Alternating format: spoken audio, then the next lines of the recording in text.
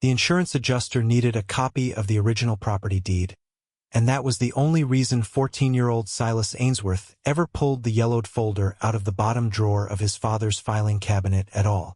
He wasn't looking for anything unusual. He was looking for a photocopy machine that actually worked and a Tuesday afternoon free of chores.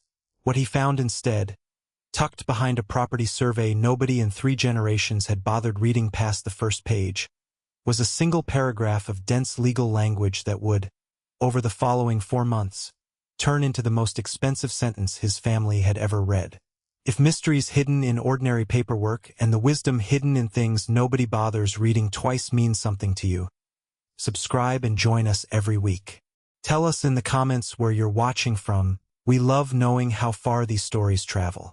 The Ainsworth farm sat in the rolling hill country of eastern Ohio, close enough to the edge of the Appalachian foothills that the ground beneath the farm's 200 acres held something the family had never once thought to consider valuable: coal, and beneath the coal, natural gas trapped in the shale formations that ran under half that part of the state.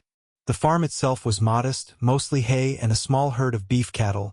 Land Silas's family had worked continuously since his great-great-grandfather, Obadiah Ainsworth, had first purchased it outright in 1893, a fact the family knew the way most farm families know their own history, as a story repeated at Thanksgiving, not as something anyone had actually gone back to verify against the original paperwork. Silas's father, Dwight Ainsworth, ran the operation now, having inherited it from his own father a dozen years earlier, managing 200 acres and a herd that mostly kept the family solvent without ever making anyone rich. Silas's mother, Rosalind, worked part-time as a paralegal at a small law office in the county seat, a job that would, as it turned out, matter considerably more to what followed than anyone in the family initially realized. Silas had one older sister, Junie, 17, mostly occupied that spring with college applications and a part-time job at the diner in town, and one grandfather, Merrill, 79, who lived in the farmhouse's original section and still remembered, in fragments, stories about Obadiah that nobody had written down anywhere official. The insurance claim that started everything was ordinary enough: a barn roof damaged in a spring windstorm, requiring a claims adjuster to verify the property's exact boundary lines and legal description before authorizing repairs. Dwight, digging through the family's paperwork looking for the original property deed, had sent Silas to the filing cabinet specifically because Dwight himself was out repairing fence that afternoon and Rosalind was at work, leaving Silas as the only available family member with nothing pressing to do. Silas found the deed easily enough, a thick, formal document with Obadiah Ainsworth's name spelled out in ornate 1890s cursive at the top, the language dense and old-fashioned in the way legal documents from that era usually were. He was photocopying the relevant pages for the adjuster when a specific paragraph, tucked near the bottom of the second page, caught his attention simply because it looked different from the surrounding text, a separate clause, added in slightly different type, as though it had been inserted specifically rather than being part of the standard boilerplate language surrounding it. The party of the first part doth hereby reserve unto himself, his heirs and assigns forever, all coal, oil, gas, and other minerals lying in, on, or under the above-described premises, together with the right of ingress, egress, and regress for the purpose of mining, drilling, and removing the same. Silas didn't fully understand what he was reading, not at first. He knew enough from a middle school Ohio history unit to recognize that mineral rights were sometimes handled separately from surface land ownership, but he'd never had a specific reason to think about what that actually meant in practice, or whether it had anything to do with his own family's farm. He brought the photocopied deed to his mother that evening, more out of curiosity than any real expectation that it mattered.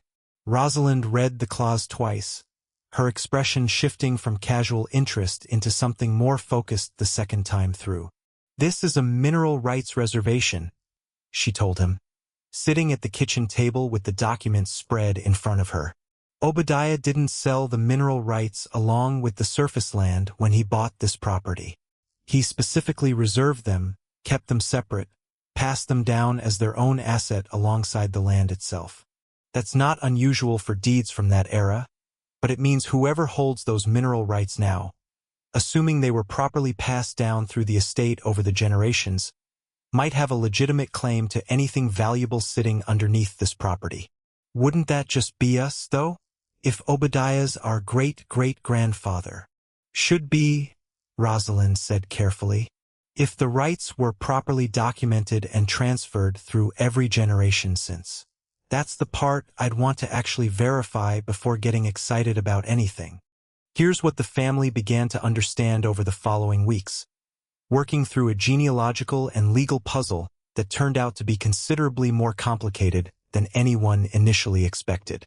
Mineral rights, once separated from surface land ownership, could be inherited, sold, leased, or transferred entirely independently of whoever actually owned and farmed the ground above them, and over 4 generations and multiple property transfers, deaths, and estate settlements, that separate chain of ownership could easily become tangled, incomplete, or, in the worst case, simply lost track of entirely, with nobody along the way realizing the mineral rights hadn't actually followed the surface land the way everyone assumed they had. Rosalind, drawing on her paralegal experience, began the process of tracing the mineral rights chain of title through the county recorder's office, a process that required examining every property transfer and estate document connected to the farm going back to Obadiah's original 1893 purchase. It was slow, tedious work, requiring trips to the courthouse and careful cross-referencing of documents that weren't always filed in obviously logical places. What she found complicated things considerably. Obadiah's original will, probated in 1931, had specifically listed the mineral rights as a separate asset, bequeathing them to his son, Silas's great-grandfather, alongside the surface land. That transfer appeared properly documented. But the next generation's transfer, when Silas's great-grandfather's estate passed to Silas's grandfather Merrill in the 1960s, contained no specific mention of mineral rights at all. The estate documents simply referenced the farm property, without the same careful legal specificity Obadiah's original will had used. This is the problem, Rosalind explained to the family one evening, laying out photocopied documents across the kitchen table. If the 1960s estate transfer didn't specifically address the mineral rights separately, there's a real legal question about whether they actually transferred to Merrill along with the surface land, or whether they remained, technically, part of a separate, unresolved estate matter that nobody ever properly closed out. Merrill, listening from his chair by the window, was quiet for a long moment. Never once thought about mineral rights when Dad passed, he admitted.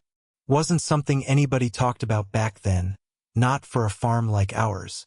We just kept farming the same as always. Nobody drilled anything around here in those years, so it never came up as something worth sorting out properly. The situation became genuinely urgent that June, when a landman representing a regional energy company, Aldridge Resources, contacted Dwight directly about leasing drilling rights beneath the property for natural gas extraction from the shale formation running underneath most of that part of the county. The landman, a polished, professionally pleasant man named Curtis Vane, explained that Aldridge Resources had been quietly acquiring mineral leases across a wide swath of the county over the previous 2 years, part of a larger regional development project targeting the shale formation. His company's records, based on a title search their own legal team had conducted, indicated the mineral rights beneath the Ainsworth property were unowned or, more specifically, that the chain of title had lapsed sufficiently that Aldridge's legal position was that the rights had effectively merged back with surface ownership under Ohio's Dormant Mineral Act, a legal provision that could, under certain circumstances, extinguish separately held mineral rights that hadn't been actively used or specifically reasserted within a defined period of time. We're prepared to offer a standard surface lease agreement, Curtis told Dwight, sitting at the same kitchen table where the family had spread out their own research weeks earlier, along with reasonable compensation for surface disruption during any drilling activity, should our geological surveys indicate this location is worth developing. Given our understanding of the title situation, we believe this represents fair value, but obviously we're open to discussing terms.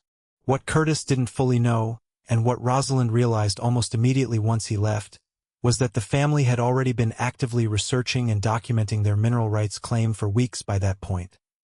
Research that, under Ohio's Dormant Mineral Act, could potentially count as the kind of active assertion of ownership that would prevent the rights from being considered abandoned or lapsed in the first place. This is why the timing actually matters, Rosalind told the family that evening.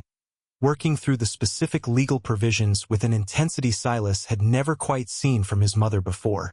If we can properly document that we've been actively researching and asserting our claim to these mineral rights before Aldrich files anything formal, we may have a real argument that the rights never actually lapsed under the Dormant Mineral Act, regardless of the gap in the 1960s paperwork. The following 6 weeks turned into a genuine race against a filing deadline, with Rosalind working evenings and weekends alongside her regular paralegal job to help the family's own retained attorney, a careful small-town lawyer named Delphine Okafor, build a formal legal claim asserting continuous, if imperfectly documented, family ownership of the mineral rights. Silas found himself drawn increasingly into the research himself, spending afternoons after school at the county courthouse with his mother, learning to navigate deed books and probate records with a focus that surprised even him, cross-referencing names and dates across decades of documents, occasionally finding small but meaningful pieces of evidence.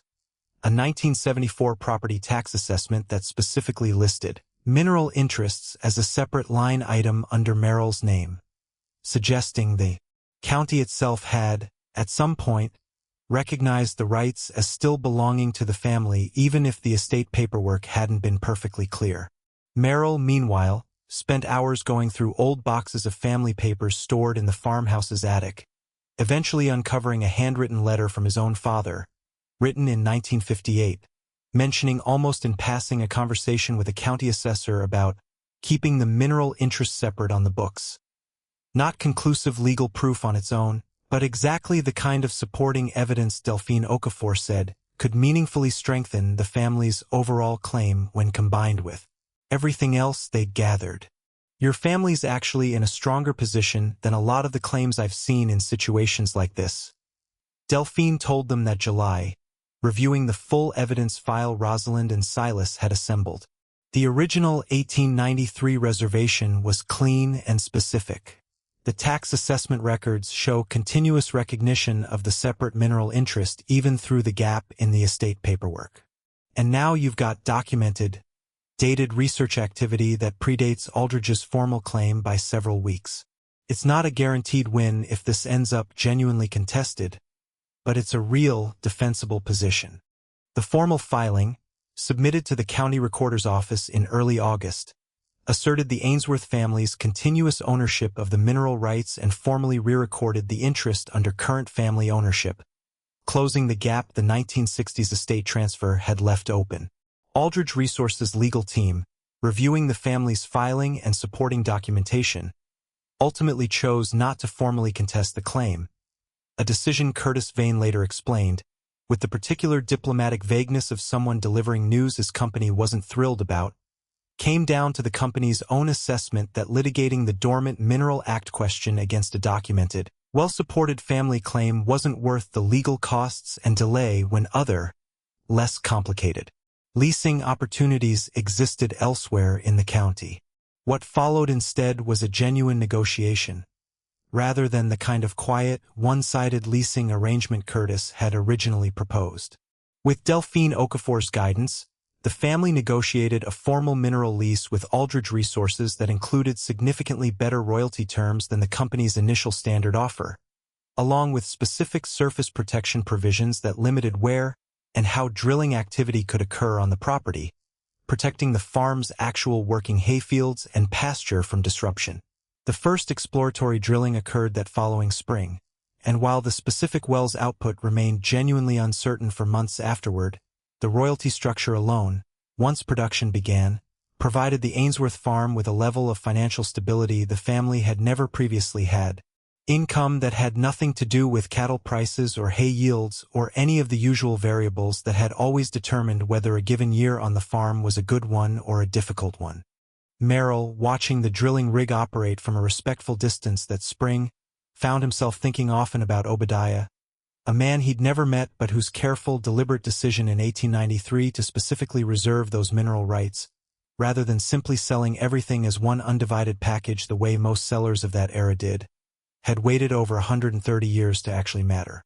Man had no way of knowing what was down there, Merrill told Silas one evening that spring, the two of them sitting on the porch watching the distant rig's lights, No way of knowing gas drilling would ever become what it's become in this part of the state. He just understood, the way people from that era generally did, that land was worth more carefully divided into its separate pieces than simply handed over whole without thinking it through. Turned out to matter more than he could have possibly guessed. Wendell Berry once wrote that the soil is the great connector of our lives, the source and destination of all. Silas hadn't set out that Tuesday afternoon to uncover anything more significant than a photocopy for an insurance adjuster. He'd set out because a barn roof needed fixing and a filing cabinet happened to be the closest place to look for the paperwork that mattered, and a single carefully worded sentence, written by a great-great-grandfather he'd never known, had simply been waiting in that drawer for someone curious enough to actually read past the first page. Silas is 15 now. The farm's finances have genuinely stabilized in ways that go beyond what cattle and hay alone had ever reliably provided, and Dwight has started talking, cautiously, about improvements to the operation that would have felt financially impossible just 2 years earlier. A new equipment shed, expanded fencing, eventually maybe a small increase to the herd. Rosalind has continued her paralegal work, though she's since helped 2 other families in the county navigate similar mineral rights questions after word of the Ainsworth situation spread through the community. Treating the whole strange legal odyssey now less as a one-time crisis and more as a genuine area of expertise she never expected to develop. Merrill still sits on the porch most evenings, and these days he's taken to telling Silas more stories about Obadiah than he ever had before, small fragments of family history that had sat mostly unspoken for decades, finally finding, in his great-great-grandson's genuine curiosity, an audience worth sharing them with. What's something forgotten in your own family's paperwork or history that might still be worth someone actually going back to look at closely? Tell us in the comments, we read every one. And if stories like this one mean something to you, subscribe. We'd love to have you along.